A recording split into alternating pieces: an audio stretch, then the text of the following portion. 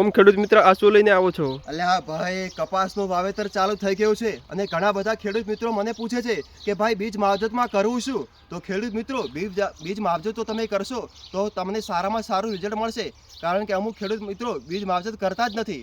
તો તમને હું બીજ માવજતના કેટલાક કન્ટેન્ટ તમને અહીંયા આ બોર્ડમાં જે હું લઈને આવી રહ્યો છું એમાં લખેલા છે.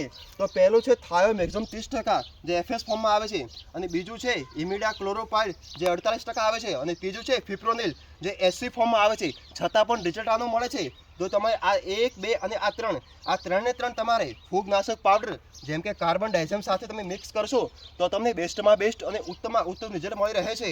અને ચોથો કન્ટેન્ટ છે આપણું પેનફ્લુફેન, જે 22.43% એફએસમાં આવે છે. જે તમારે ખાલી આટલું એક જ નાખશો તો તમને બેસ્ટમાં બેસ્ટ બીજ માવજત તો તમે કરશો તો સારામાં સારું રિઝલ્ટ મળી રહે છે. અને હા, તમારે 12 કલાક પહેલાંના જે બીજ હોય છે એ પલાળવા પડશે, એના પછી તમે એનું વાવેતર કરજો. ને પાણી કેટલું નાખવું આ દવામાં? તો તેમ કે તમે 100 ml દવાનો ઉપયોગ કરો છો તો એનું અડધું એટલે 50%, એટલે કે 50% પાણીનો ઉપયોગ કરશો એટલે કે 150 ml દવા બની રહેશે. તો તમારે કપાસના બીજ માવજતમાં તમે આમાંથી કોઈ પણ કન્ટેન્ટ એક વાપરશો તો તમને સારામાં સારું રિઝલ્ટ મળી રહે છે. જો તમને વિડીયો પસંદ આવ્યો હોય તો લાઇક, શેર, ફોલો કરવાનું ચૂકશો નહીં. ધન્યવાદ.